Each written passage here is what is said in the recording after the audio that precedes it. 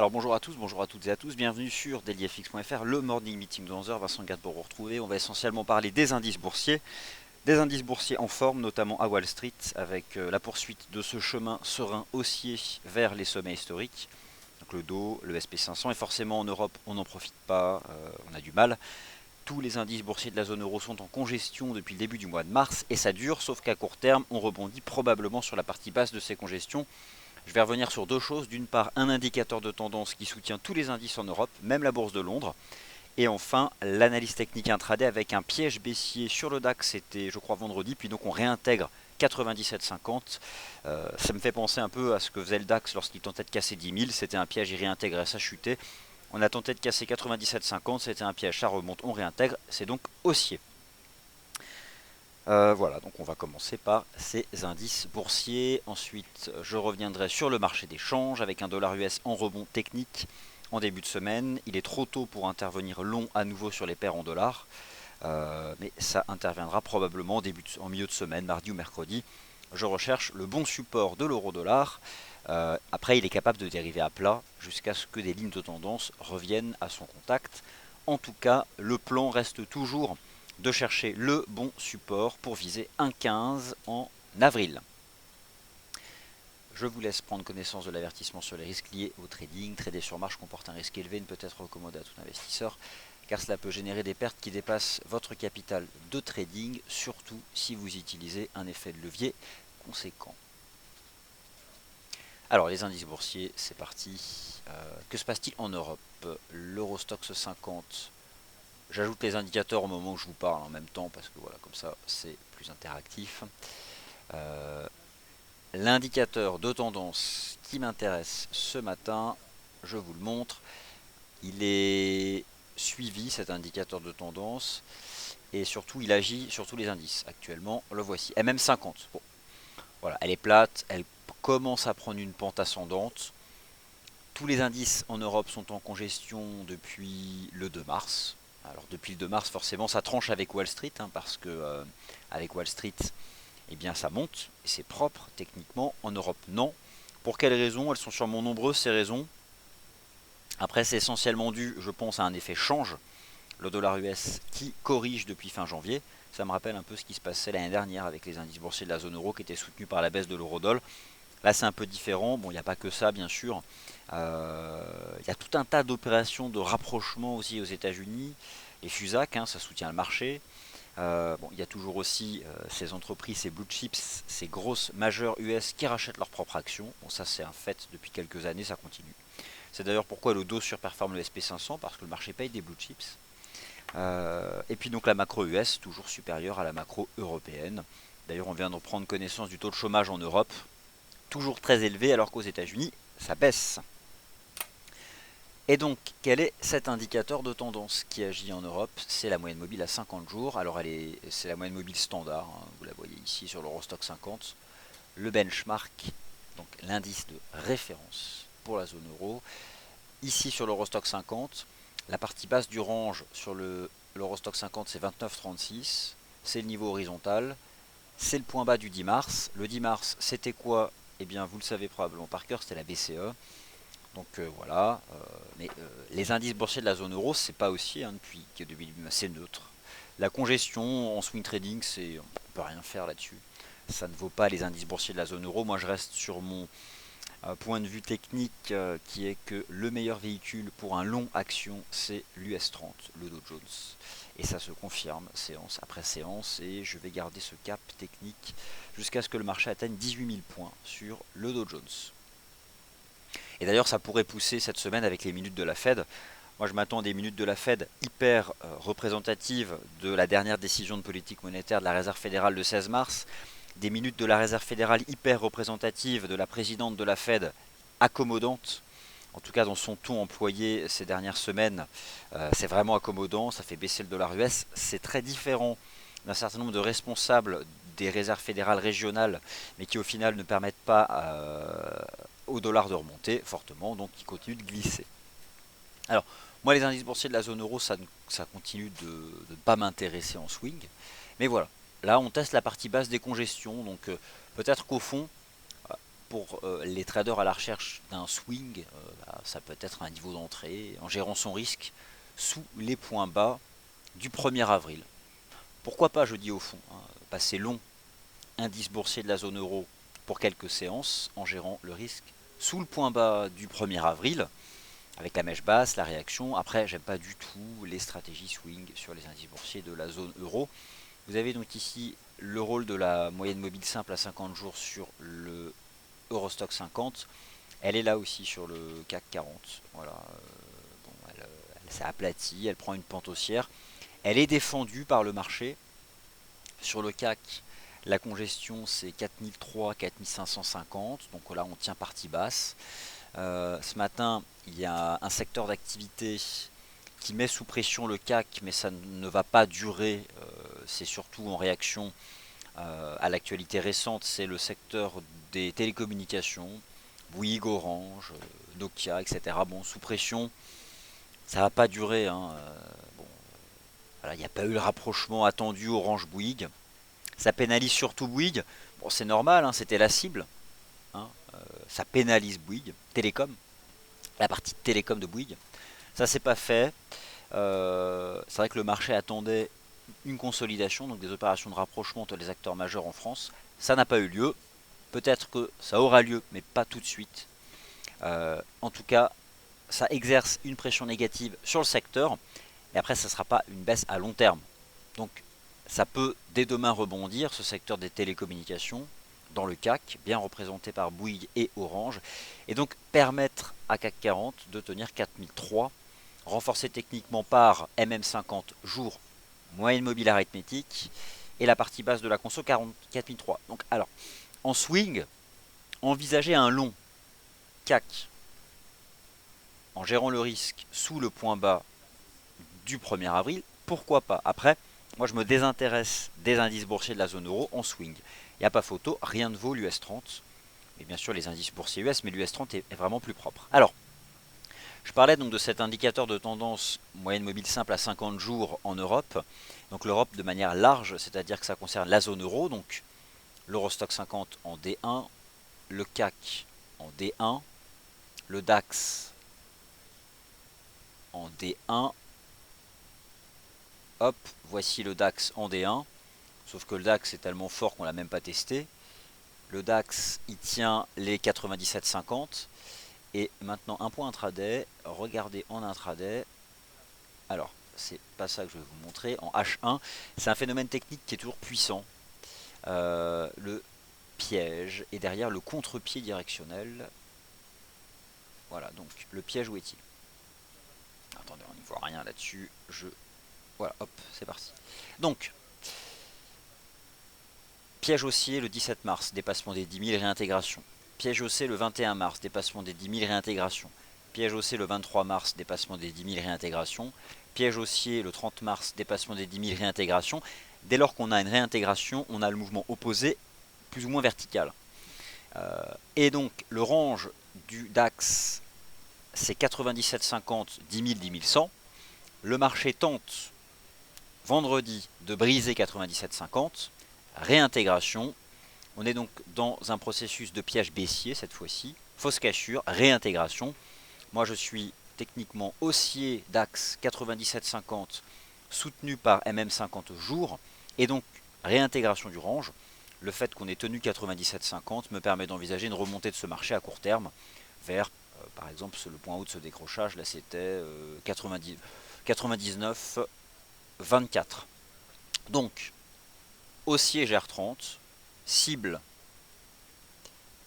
99,24 et invalidation sous 97,50. Donc c'est à peu près encore dans les cordes sur le plan du money management. Mais bon, en tout cas, voilà, au-dessus donc de 9750, j'ai donc une vue de marché haussière sur ici donc le CFD GR30.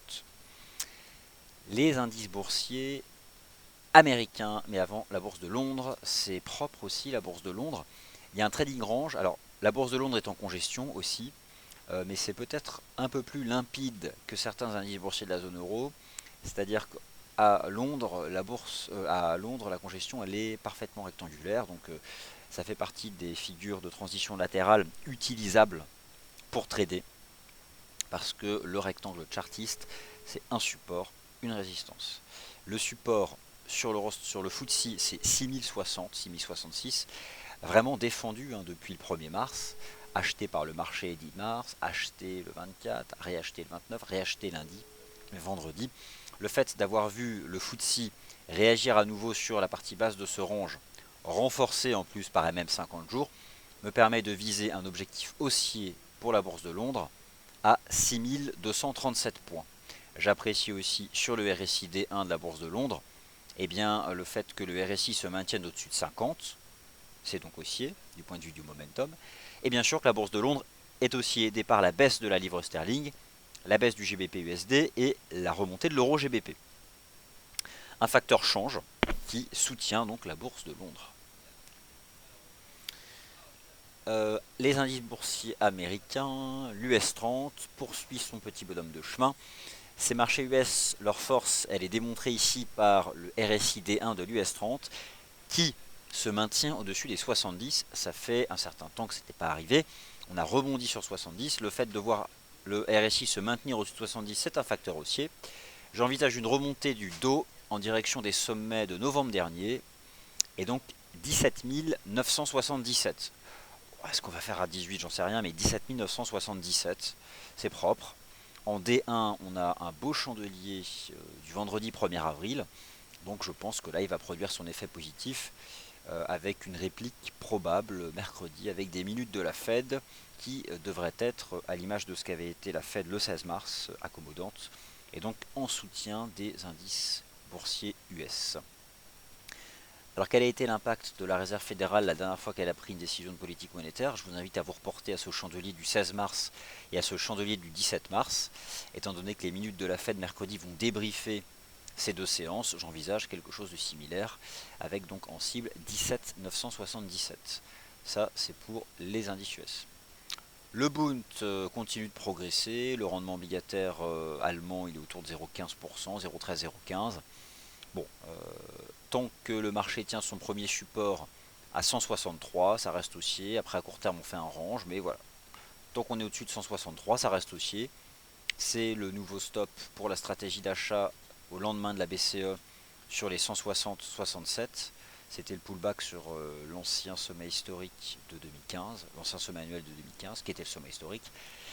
Voilà, bon, ça reste haussier. C'est pas très fort, mais ça reste haussier.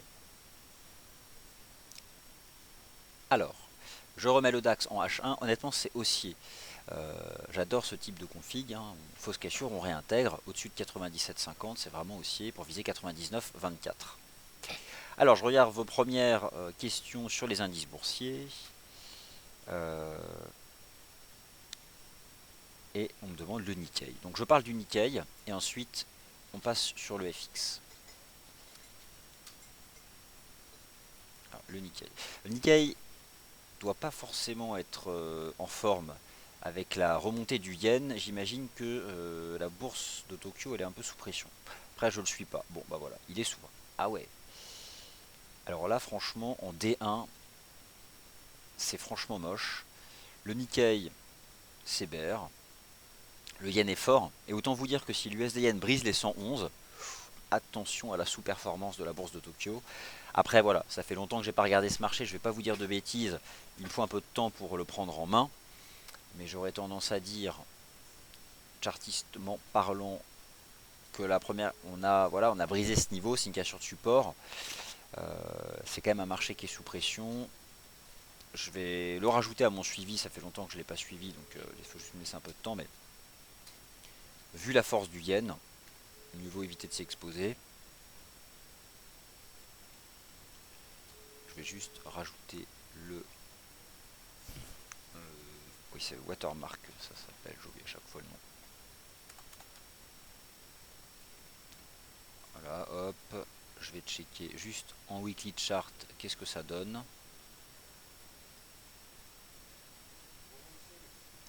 Mais bon, honnêtement, si l'USDN casse les 111, lui va être sous pression. Ouais, c'est quand même moche en weekly chart. Non, franchement, ça va être sous pression le Nikkei. Mieux vaut éviter de l'acheter. Pour vendre, première résistance 16 461. Donc voilà, les marchés actions ont des destinées différentes selon leurs zones géographiques respectives, probablement à cause de ces effets change. Je suis même surpris, mais c'est fort l'impact que cela a. Wall Street qui est hyper haussier, l'Europe qui est flat, le Japon qui est baissier, le yen qui est fort, l'euro qui remonte, le dollar US qui corrige depuis fin janvier. Il y a quand même des choses qui ne sont pas liées au hasard et l'effet change là est fort sur ces indices boursiers. Bien sûr qu'il n'y a pas que ça. Bon, pas davantage de questions sur les indices boursiers, donc je passe au FX. Le dollar américain en monthly, bon, je vous l'ai déjà montré ce matin, on va pas en reparler. Rebond technique du dollar US à court terme. Logique, excellent rapport NFP, la macro US qui est solide. Ce qui fait de toute façon à chaque fois baisser le dollar, c'est lorsque soit la Fed s'exprime de manière globale, lorsque la Fed s'exprime de manière générale, c'est avant tout la voix de Madame Yellen qui est entendue, et elle fait baisser le dollar. Mais ce n'est pas le cas des certains membres de réserve fédérale régionale, Bullard, Harker, entre autres, qui eux, dès qu'ils ont l'opportunité de parler, c'est hausse de taux, hausse de taux, hausse de taux. Notamment M. Bullard, qui il y a 2 semaines appelle à une hausse de taux en avril. Mais regardez les prix des contrats futurs négociés sur le taux d'intérêt des Fed Funds à la bourse de Chicago. La probabilité de voir la Fed relever ses taux en avril, c'est 0%. Donc en l'état, lorsqu'un de ses membres de Fed régional parle avec une approche hawkish, ça marche 24 heures, mais derrière, la Fed s'exprime ou Madame Yellen s'exprime, et c'est tout de suite un dollar US qui est sous pression, ce qui devrait être, a été le cas à nouveau mercredi. Donc, pour acheter l'eurodoll, j'ai gardé ce cap et je le garde, et j'ai pas changé d'avis. Je pense qu'on peut toujours viser 1,15 en avril, sauf qu'à court terme, le timing n'est pas bon du tout.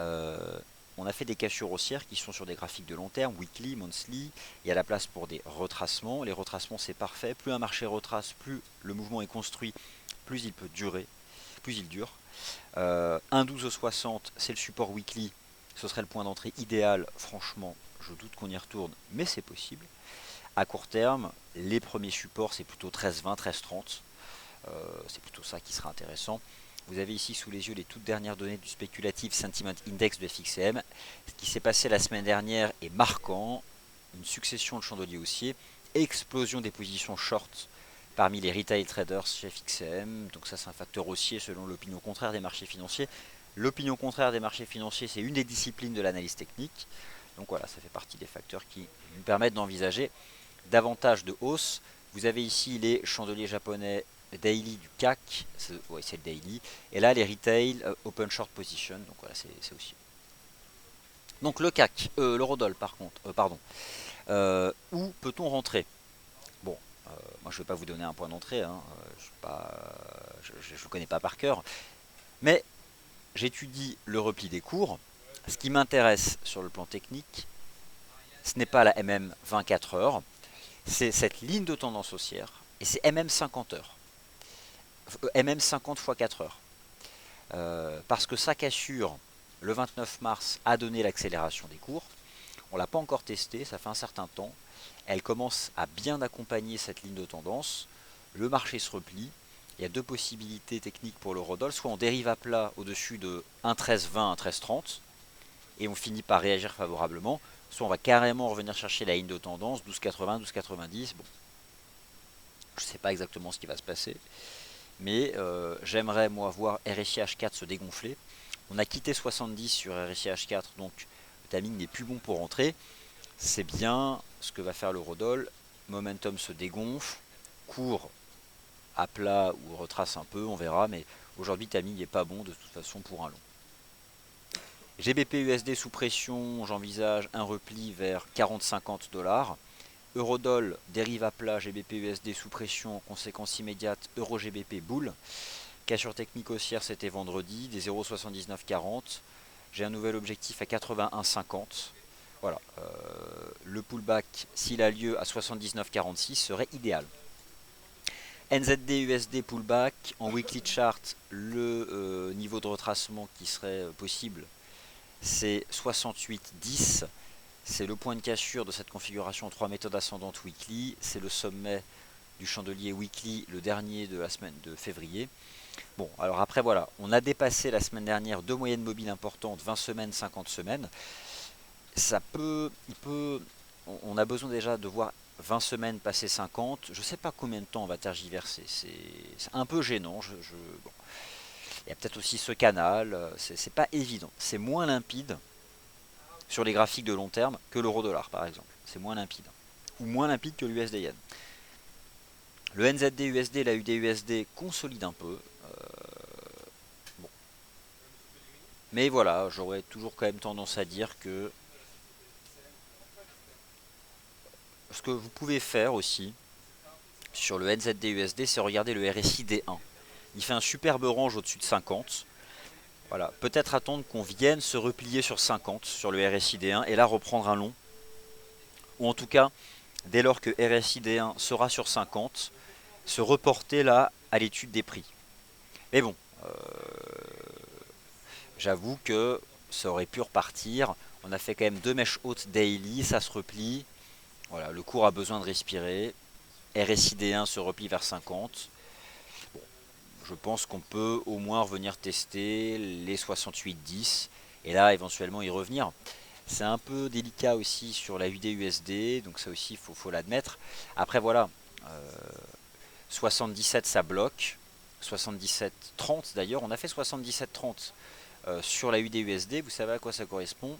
C'est un coefficient multiplicateur important, c'est précisément 0,618 d'extension du double bottom, rappelez-vous le double bottom majeur sur 68,30. Et donc 61,8 d'extension, on l'a fait la semaine dernière. Pour autant, je garde le cap haussier sur ce marché. J'étudie sur la UD-USD une ligne de tendance.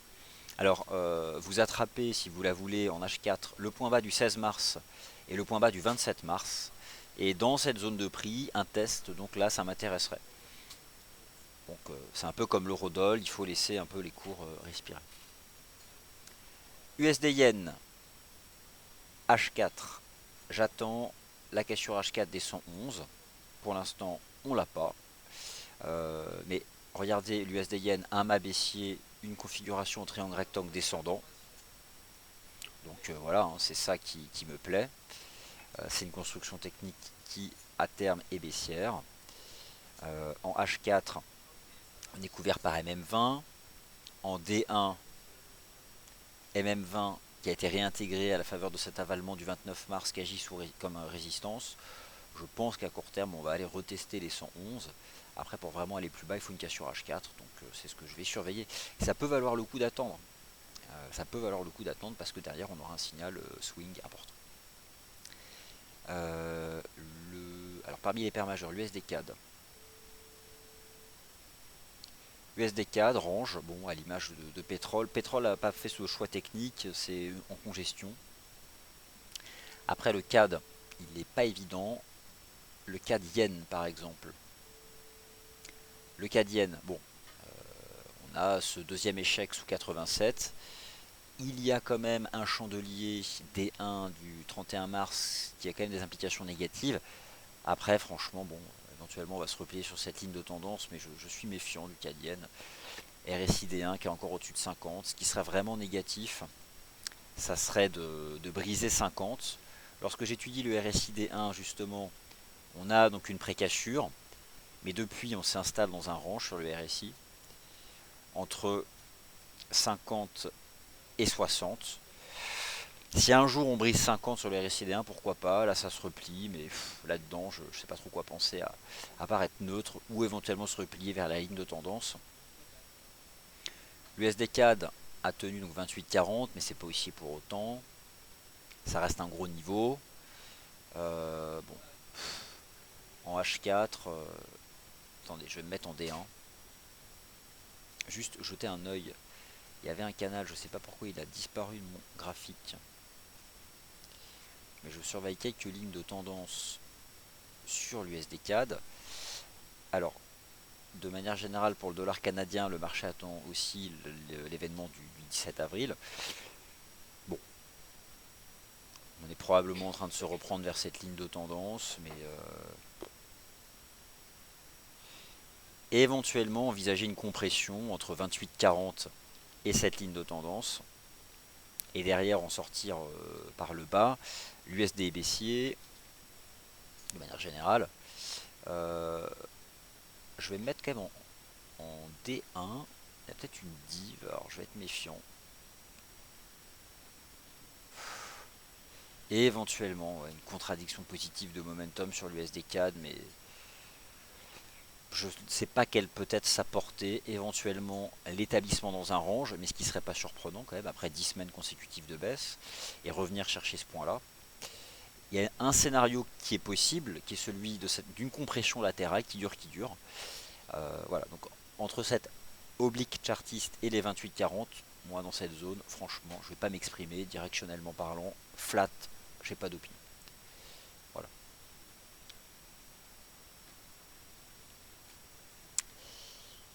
Alors, Simon de Bruxelles, en intraday Eurodol à la vente 1,1337 et puis un achat avant le discours de FOMC. Alors, probablement des stratégies short sur l'euro-dollar, hein, de toute façon c'est ce dont je vous parlais tout à l'heure. Hein. Si vous prenez les trades, alors les positions ouvertes chez FXM dans le monde, voilà, il y a 70% de vendeurs parmi les milliers de clients FXM dans le monde. Donc voilà, mon visiteur Simon de Bruxelles, éventuellement adopter cette stratégie de vente serait donc consistera à faire partie de ces 70% de vendeurs. Après, je suis toujours méfiant parce que c'est quand même fort. Donc je préfère le laisser consolider, laisser le RSI se dégonfler et en effet, comme vous dites, réenvisager un long. Alors qu'est-ce qui n'est pas en range actuellement? Mais il y a beaucoup de marchés qui ne sont pas en range. L'eurodoll n'est pas en range, par exemple, et c'est fortement directionnel. Les indices boursiers américains ne sont pas en range, et c'est haussier. Il y a beaucoup de marchés en range, mais les ranges finalement parfois sont juste des phases de transition entre deux séquences directionnelles, donc c'est parfait. Donc voilà, il y a des marchés qui ne sont pas en range quand même.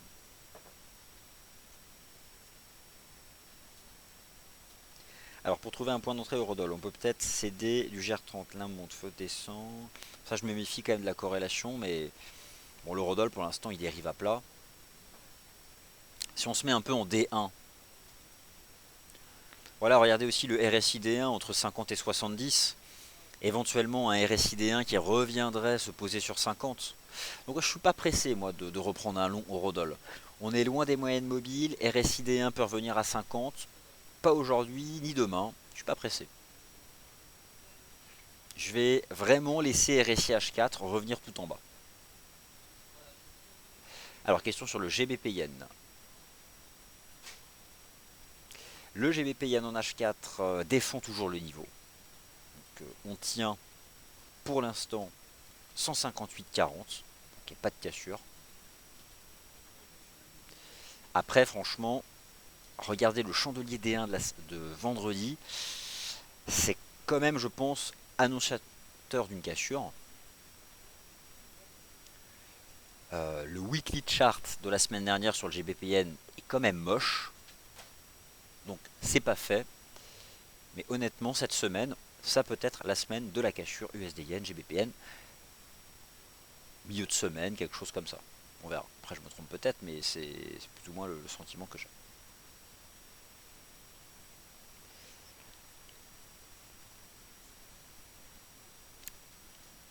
Voilà, bah écoutez, je vois pas davantage de questions, donc ainsi s'achève le morning meeting d'une durée de 30 minutes. Le prochain point c'est à 13h, le 13h de la 13h avec Sylvain. Moi je vous retrouve à 15h15 pour l'ouverture des marchés actions US. Il n'y a pas beaucoup de chiffres macro majeurs cette semaine, aujourd'hui, cette semaine-ci. Aujourd'hui il n'y en a pas énormément. Il y a quand même quelques statistiques américaines cet après-midi. Chaque lundi, la Banque Centrale Européenne met à jour le développement de ses programmes monétaires. Donc elle donne des chiffres, qu'est-ce qu'elle a racheté, qu'est-ce qu'elle n'a pas racheté. Il y a quand même cet après-midi l'indice ISM de New York. Bon, voilà, l'indicateur avancé de la région de New York, un peu suivi, mais bon, pas énormément non plus. Il y a les commandes industrielles à 16h. Ça va avoir un impact sur le dollar US, surtout que le consensus est négatif. Hein. On envisage une commande industrielle en repli de 1,7% selon le consensus Bloomberg. Bon. Il y a un membre de la Fed qui parle à 16h15, M. Rosengren. Ça aura aussi un impact sur le dollar US. Bon, Voilà, 16h et 16h15. Voilà, et moi je vous retrouve à 15h15 en live. Merci à tous, bon appétit et à tout à l'heure.